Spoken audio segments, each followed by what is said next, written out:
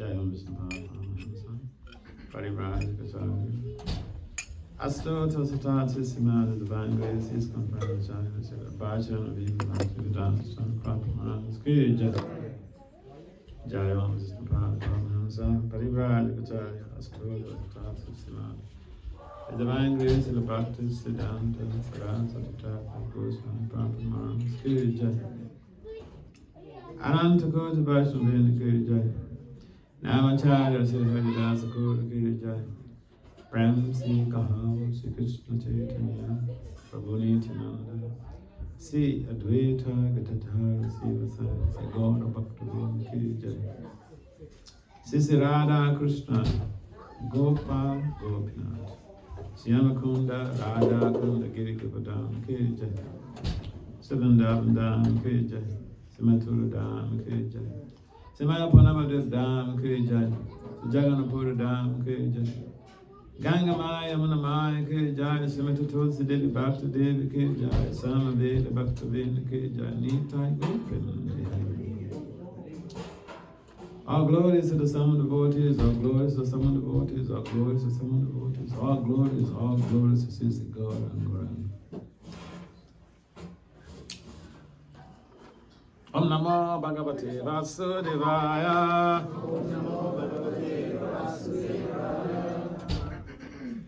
Om Namo Bhagavate Vasudevaya.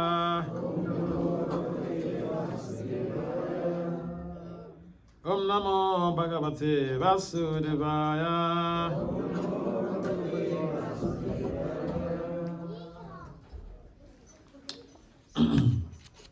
So, we're happy to be here once again after almost 4 years. 3 years I left for India over almost 4 years ago. Time runs so swiftly.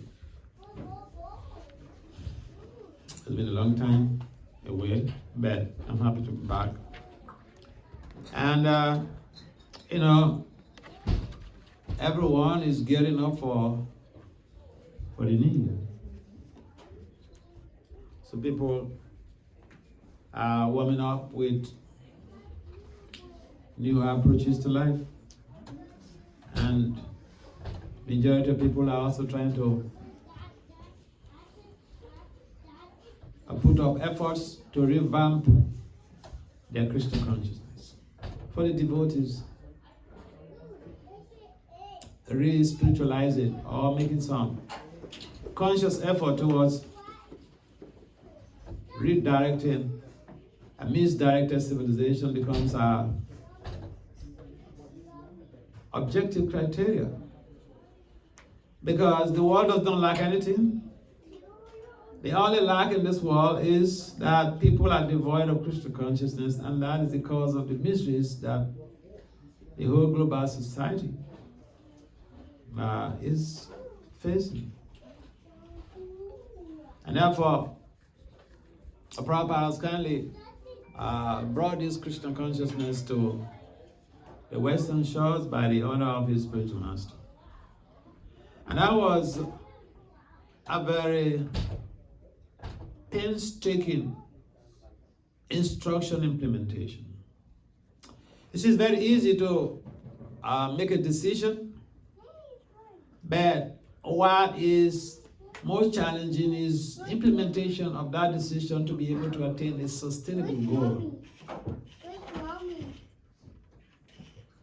So we find that in a modern era, so many people make resolutions, New Year resolutions.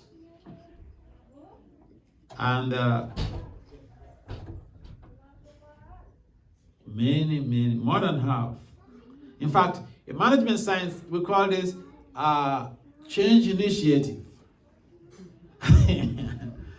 You initiate a change in your life, initiate a change for positive, initiate a positive social change, initiate a positive spiritual change, or initiate a positive professional change. You want to drive yourself beyond your comfort zone. So people make resolutions. And you know what? A change management or change, leading a change, initiating a change in our personal lives, in our families, in our organizations, either individually or collectively, is a common thing. What is not common is sustainably leading that change to a logical conclusion.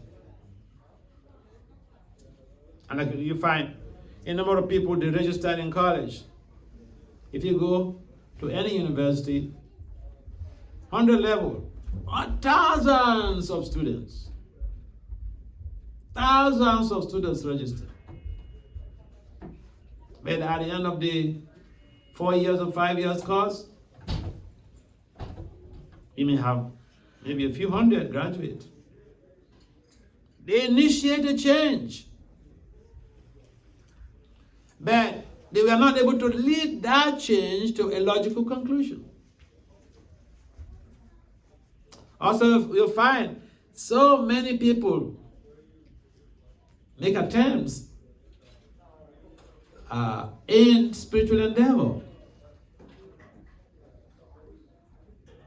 But after some years, you find that only some people are able to hang on, to hang in there, despite the challenges.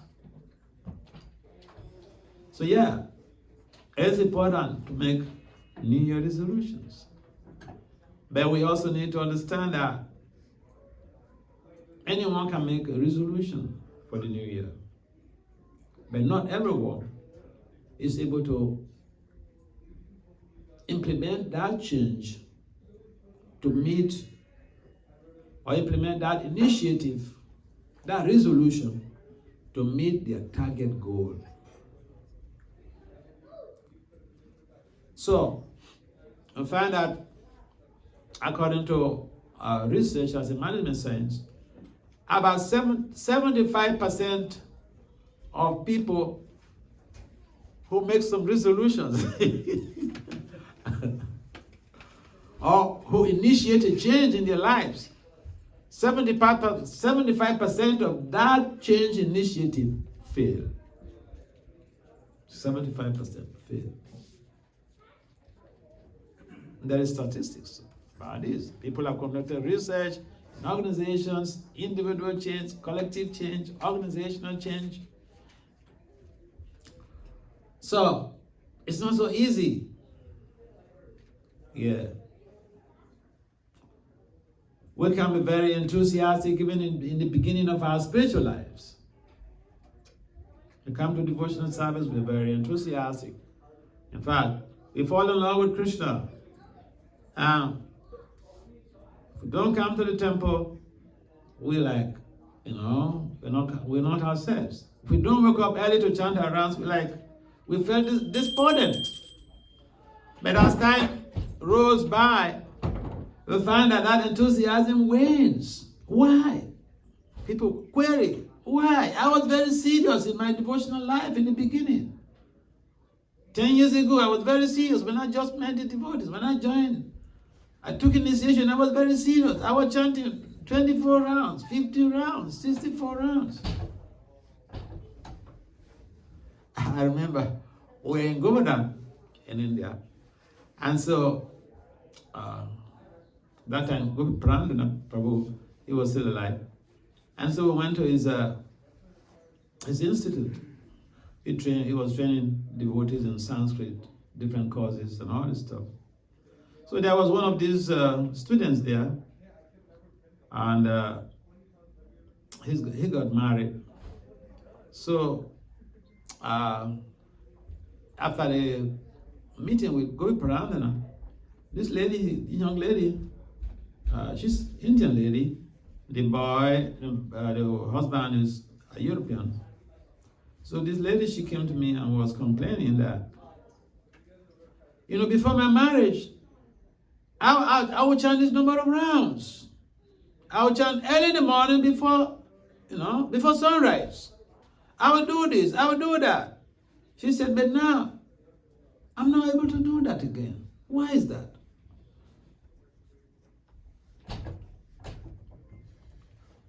Yeah. If you're married, for instance, you have a higher responsibility. You don't expect to, to do what to meet up the level of what you've been doing before, because you have a responsibility. So I asked her, I told her, listen, before you were single, now you're married, you have to take care of your home, you have to take care of your husband, and so you have to do so many things. Well, when you were single brahmachari, you are just by yourself. All that you're thinking about is chant, chant, chant, chant, chant, Hare Krishna, Krishna Krishna, Hare. Now you have a responsibility. So you have to understand that it cannot be the same.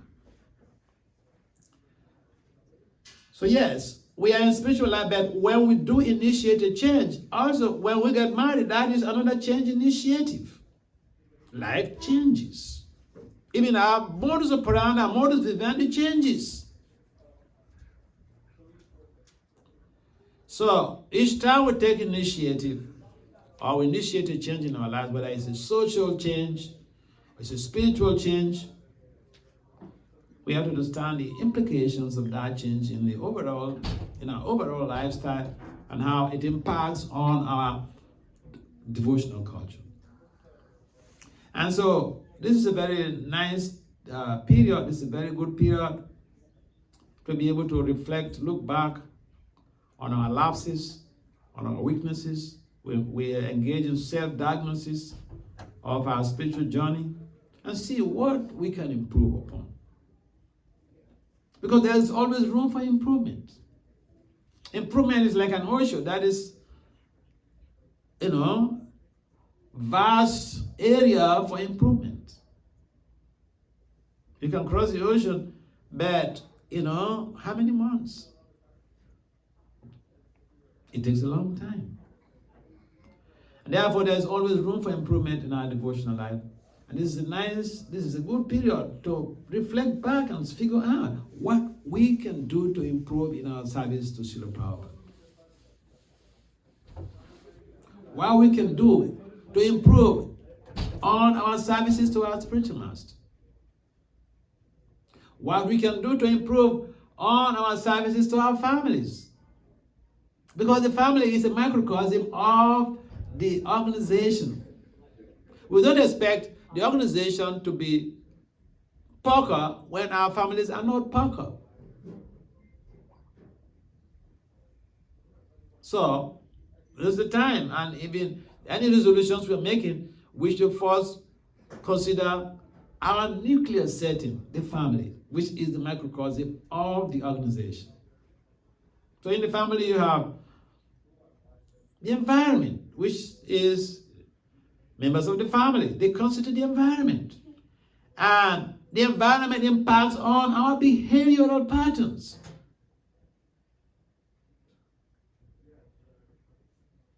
I remember asking somebody, one of my mentees, one of my special assistants in Washington, D.C. So I asked, so Prabhu, how many rounds is your wife chanting daily?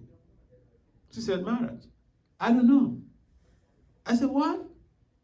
You don't know how many rounds your wife is chanting?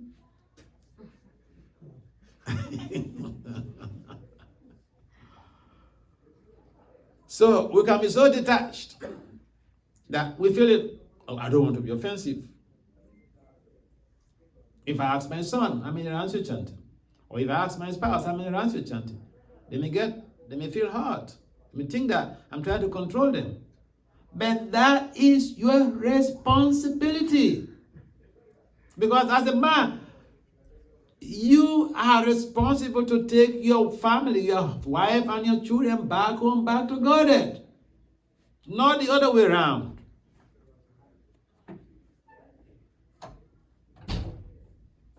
Sometimes we forget this fundamental reality, this basic truth that human beings, we are full of responsibilities.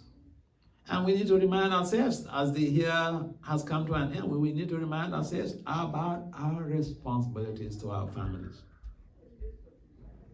about our responsibilities to our spouses, about our responsibilities to our children. Because the Bible says, don't be a father if you're not in a position to extricate your dependence from the shackles of samskara, samsara. It's there in the Bible, the fifth country. It's so easy to forget this basic fact. I remember in Michigan, I went to Michigan one time, and then a mother and her daughter, they were coming to serve me. And the both of them happened to be disciples of Bhakti family. The girl was doing a PhD in Japan.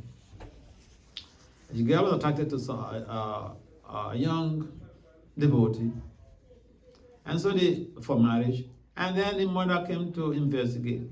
I know the guy very well. So the mother came to ask me, Maharaj, you know such and such? I said, yes. Oh, I know him very well. He's been a devotee for a long time. Very nice devotee. He came from a very rich family. His father was a governor. They have so much money in that family.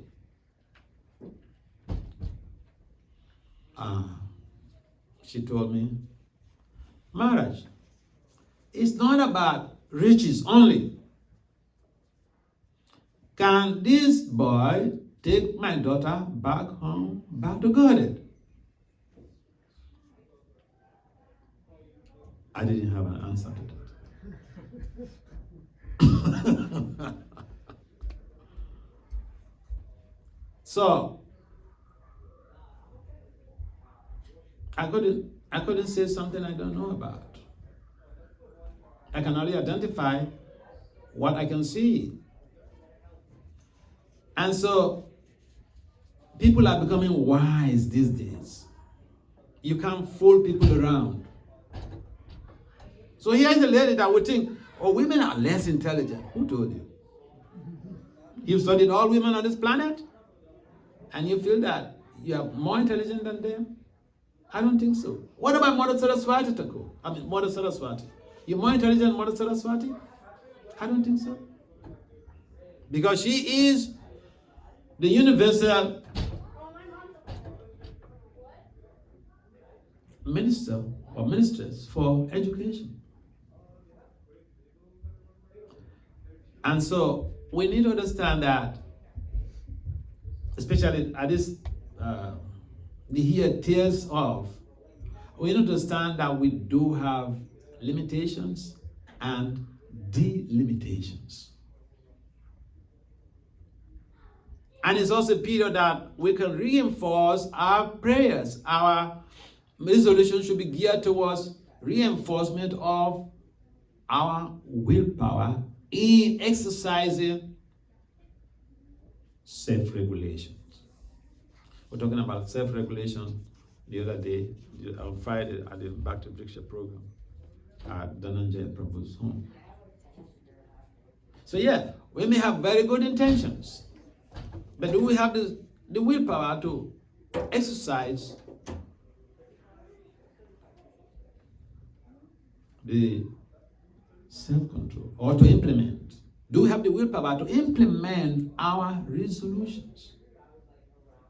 That we need to depend on Krishna. We can make the resolutions, we can, initiate the change, but we may not necessarily have the willpower to exert the self-regulation to be able to impact on that change initiative. Therefore, we need to depend on the mercy of the Guru, the mercy of the devotees, the mercy of Lord Krishna. And so yes, making resolutions is it's an integral aspect of every human being's life. And when we do understand that many resolutions are not sustainably implemented, sometimes it's just about a few weeks after the new year. Someone says, well, I've taken initiation, have not been chanting my rounds every day this year from January 1. I must make sure that I chant my 16 rounds before the end of the Brahma Muhurta hours. Good resolution. Very good, powerful resolution. But most often than not, after a few weeks into the new year, we'll fall back to our habits of procrastination. Procrastination is the thief of time. So yes, we have that great opportunity. Prabhupada has provided that zeal for us to be able to tow along the path of Krishna consciousness. But we need to also understand that we need the support of all of the devotees around us.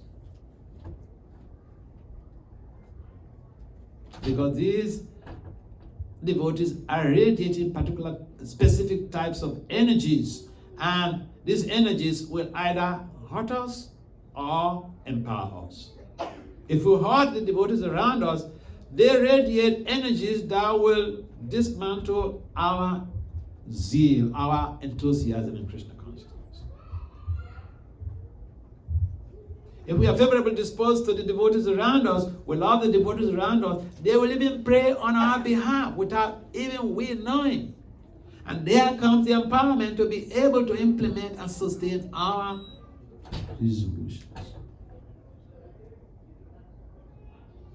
So there are intrinsic and extrinsic factors that militate against the implementation of resolutions. And one of them is low willpower. Low willpower. Because it's the willpower that enables us to exert self-regulation in implementing that resolution. If the willpower is low, we may have very good intentions, but the results will not be so much forthcoming. And therefore, we need to beg for the mercy of the devotees, because this is a subtle phenomenon. You can measure willpower by its length and breadth. And therefore, it is a psychological construct, because you cannot measure the length and breadth of willpower. And so it's a psychological construct. How do you deal with a psychological construct? You need divine intervention. That divine intervention comes when we please the devotees of the Lord.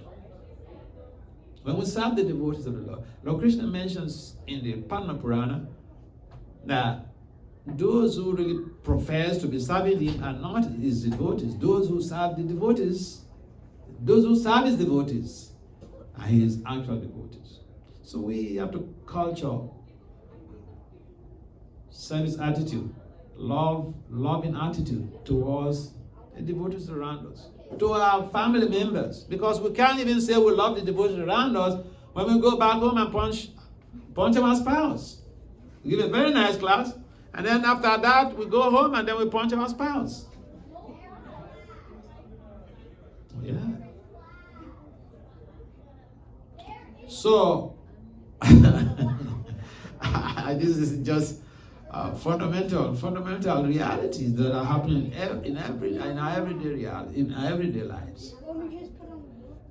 So this is the end of the year. We should reinforce our values, our attitudes, and our love for each other. If we view each other as a part and parcel of Krishna, we will not hurt anybody. If we try to serve each and every one around us, the way we will serve our spiritual master, we will not hurt anyone. And therefore, we will not be affected by any sinful reactions that will impede the progress of our devotional culture. So it's so important. We preach very nicely, but in some cases, our behavior tells a different thing. And our behavior, not to our guru, our behavior to our children, our behavior to our spouses, they tell a completely different thing. So this is the time to make this resolution. Look, I want to serve members of my family the way I serve my spiritual master. This is a very good resolution.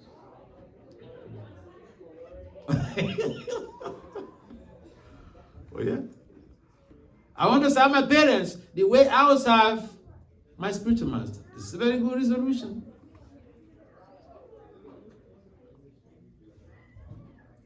You know, sometimes if you're flying on airplane, you see all of these mistresses. They are very service oriented. Even the men who are serving the males who are there, they are so service oriented. You need something more? How can I say? You need something more? If they can just extend this to their families, the world would have been a better place to live in.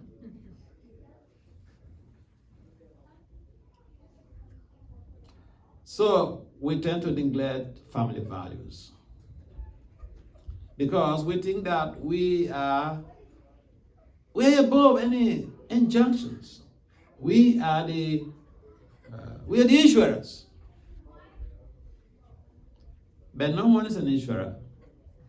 We are all sons. Krishna, in a sense, we are small Ishwaras. Even the worm is an Ishwara. Even an earthworm is an Ishwara. Earthworm, controlling the leaves that fall down from the tree. It's an Ishwara. So, this coming here, we should make some resolutions on how to minimize our Ishwaraship,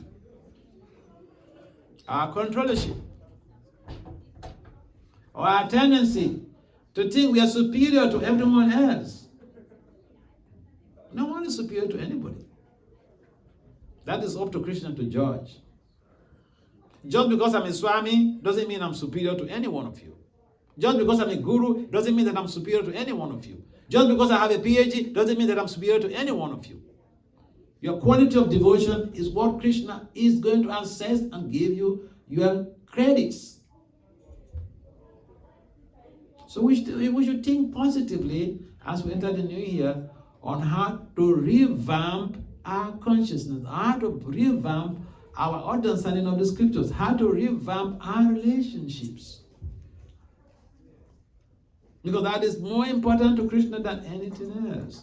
Our relationship with each other is more important to Krishna than anything else. Because we treat the devotees nicely, Krishna is more pleased than try to treat him nicely. And we should resolve to become role models in this matter. We should not look what is happening. He's not doing nicely. She's not treating people nicely.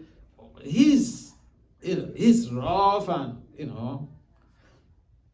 we can look at people and find so many faults. But what are we doing about revamping the collective consciousness? We're revamping the collective relationships. So we should be role models. One role model is better than 1,000,000 critics. Because the role model will transmit the change, will enact principles in his or her own life that will ameliorate even a disgusting situation. See, in academia, we are taught to just find fault with people. Oh yeah. I remember we went to one management science conference one time at one university, and the young professor who was, organizing the conference, he came to call us. That time I was younger. He came to call us. Hey guys, come over. Go to that hall. Such professor. He's presenting his research. He presented his paper there. He thinks he knows too much. Go and find fault in his paper. Find fault in his presentation. Because they know the young scholars, They can find fault with any damn person.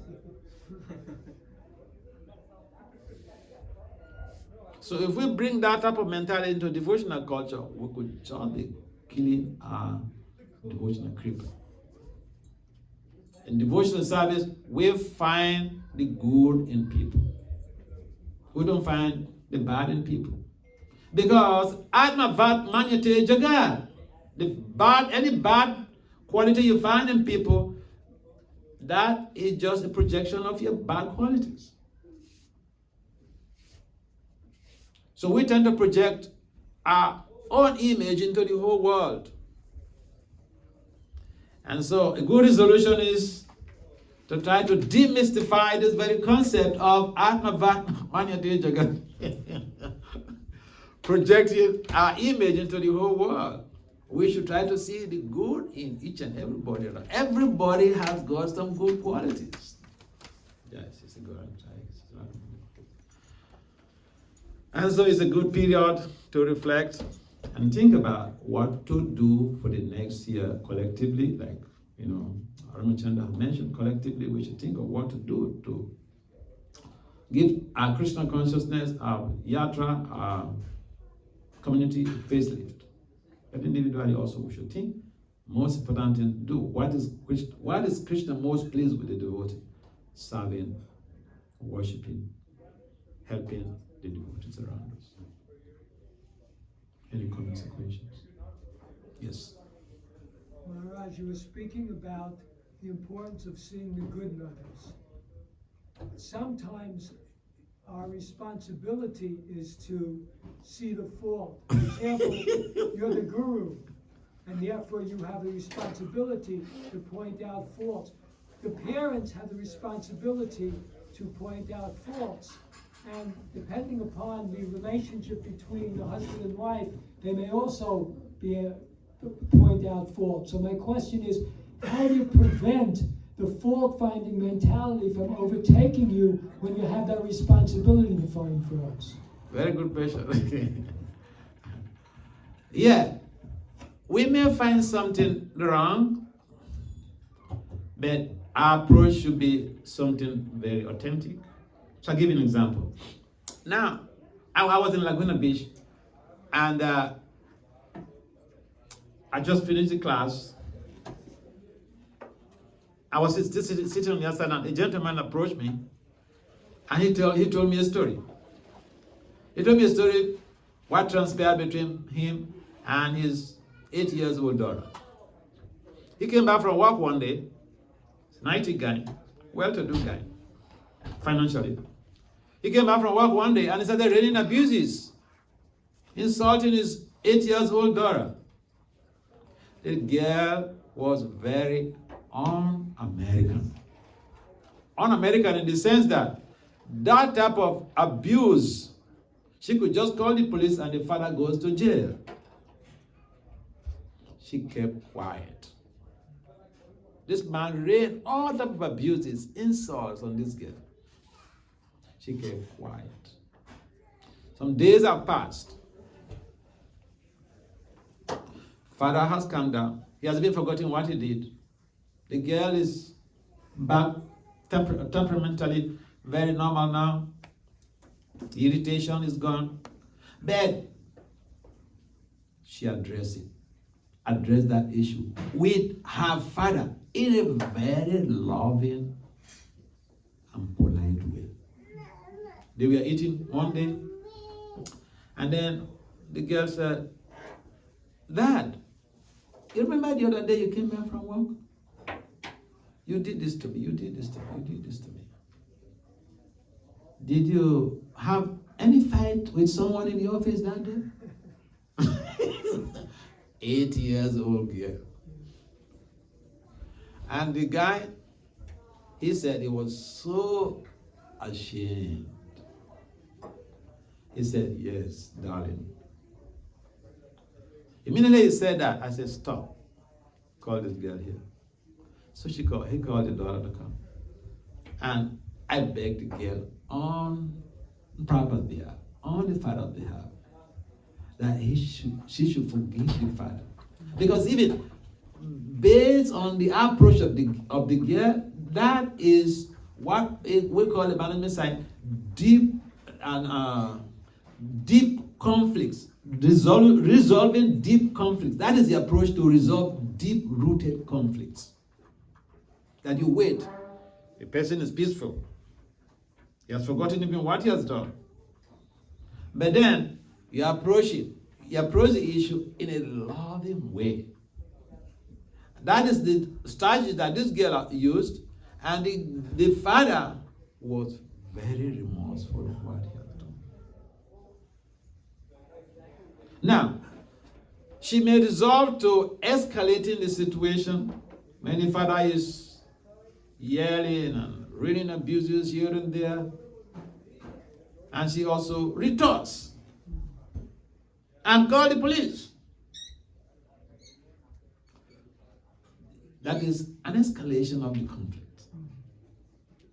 So yeah, if we follow the cue from this little girl, this is 8 years, this is not from the Puranas, at Laguna Beach. So if we follow the strategies that this girl used, we can create such an harmony in the family. See, if even your child commits an offense, does something silly, now the irritation is there. You feel bad, you feel hurt, you're annoyed. But the first test is on you.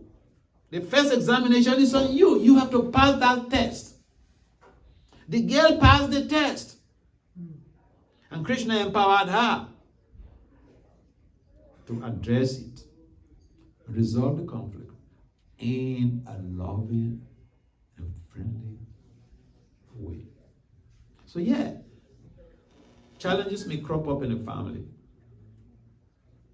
but how we approach it, that is the issue. That is the issue. See, in relationship without challenges means that it's not going to be sustainable. But if even there is some challenge, you have that higher intelligence to be able to address that challenge in a friendly and loving way. That relationship, people will respect each other, and it will be sustainable. A family is not about tolerance, it's about love. I can tolerate you, so what? Anybody can tolerate anyone, so what? And Krishna consciousness is not based on tolerating each other, or tolerating Krishna, or Krishna tolerating us. It's about love. Loving devotional service. It's not tolerance devotional service.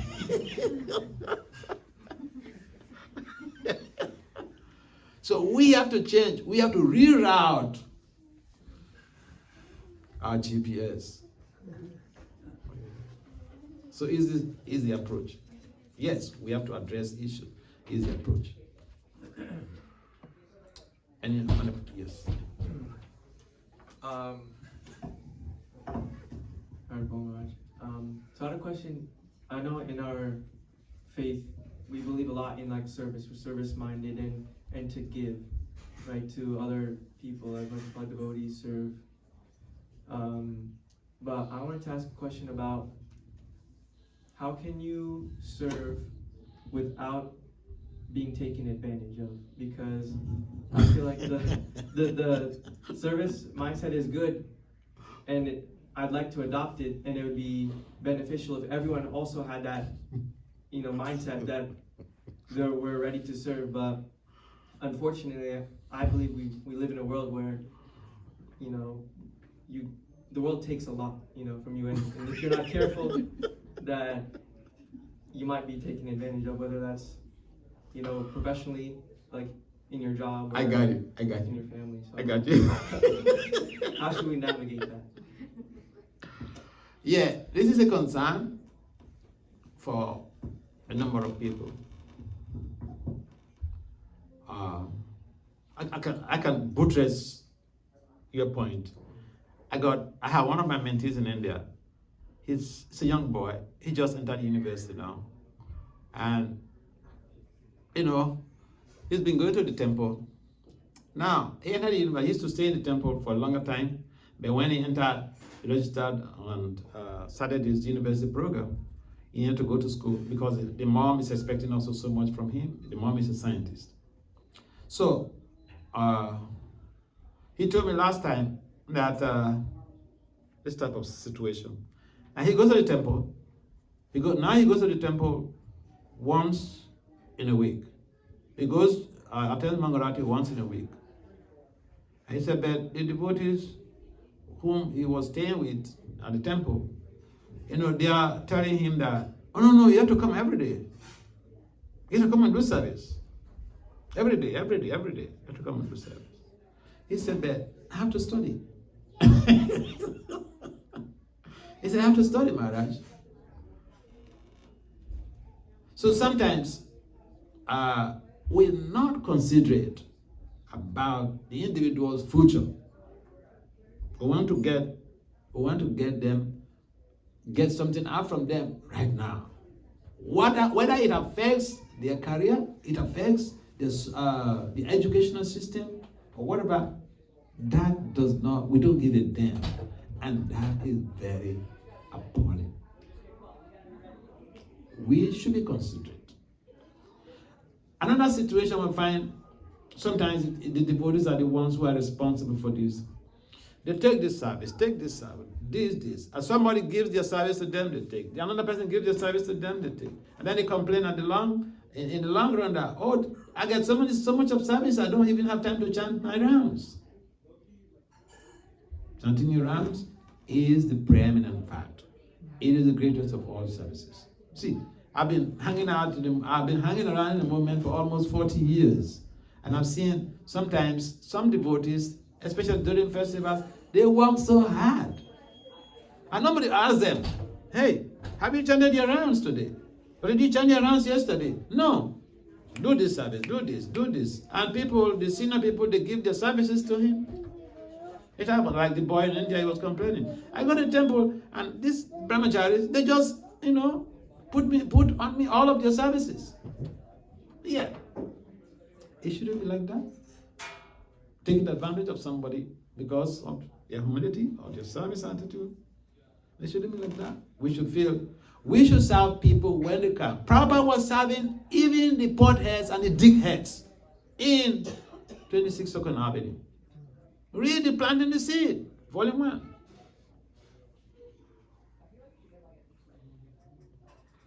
We should serve the devotees. And when they feel committed, they want to do something. We should render services. Because we know that the services, I'm not rendering service to the temple commander or temple president or the vice president. I'm rendering service to Krishna. That mentality should be there, otherwise the tendency is to think, why is he asking me to do this? You don't know I'm just such a person? No. Whatever services we render in the temple is for our own purification. But sometimes also we feel that if we are humble, then people will take advantage of us. No, people will not take advantage of you because you are humble, because it's recommended. Lord Chaitanya said, we should be humble, then we can chant consistently and attentively. So yes, we may have different mentalities about what service constitutes. But service in our culture is service to Krishna, service to Prabhupada, service to the Guru, service to the devotees. If we refuse to do this service, we will serve our senses and our mind anyway. Service is the denominator of our lives. Even the President of the United States is rendering some service. We are rendering service to Krishna. We are rendering service to the devotees of the Lord. This service enables purification that facilitates emancipation from the bondage of repeated birth and death. So yeah, no sane devotee is going to take undue advantage of you by dint of your service attitude. No sane devotee is going to do that. However, there are some people who don't really care. So you have to be able to identify such people, and those who don't really care, you have to speak to them. You have to act like this 8 years old girl. You do this service, but later you can let them understand that I have other commitments. Maybe I have other services, and if it is perhaps given to somebody else, maybe it will help me to focus on the other services that I was given by the management to do. Sometimes we really need to speak out, okay? And not think that, okay, I just, this Prabhu comes to give me his service, this Mataji comes to give me her service, and this person comes to give me her service. And then I just, and then I don't have time to chant my japa. That's not very good. Okay, so we have to discern between what is most effective for us and see how we also understand that the services are meant for pleasing Krishna and Prabhupada. This balance has to be there. Yeah. So that both cases are there. Sometimes we feel that we've been taken advantage of because of a service attitude. Then we can address the situation if the services are overwhelming, that it doesn't allow us to even do our service. Okay? Any last comment or questions? In the absence of any other comments or questions? Mataji, is any comments or questions? Balance it up, because it's only men who ask questions. So that you don't say, oh, these are the Krishna community, they are oppressing women, We're not oppressing any woman. Everyone has a chance. See, women are so powerful. I remember the case of Mira. Have you heard the story of Mira and Rupa Goswami? Yeah. Huh? You heard the story? Mira went to Vrindavan when the Goswamis were on the planet in Vrindavan. Mira, this is a famous celebrity in India.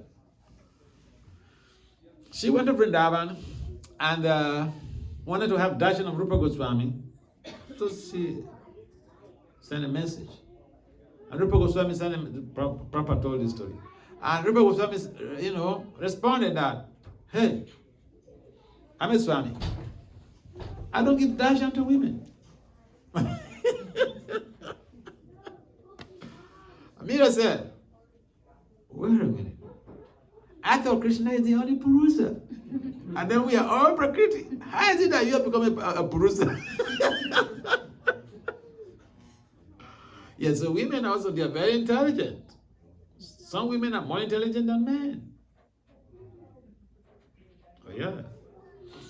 So, then Rupa, see, and look at Rupa's response, pure devotee.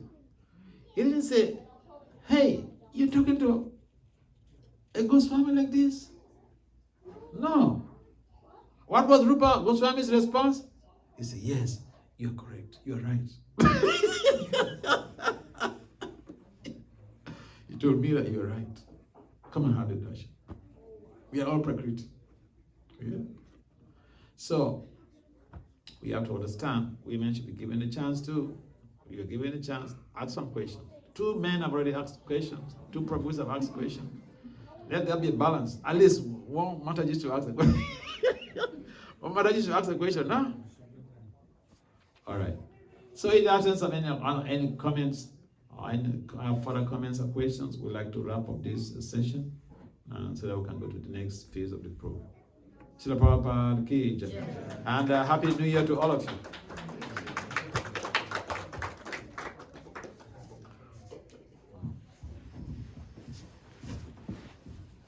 Hare Krishna, let's thank Maharaj.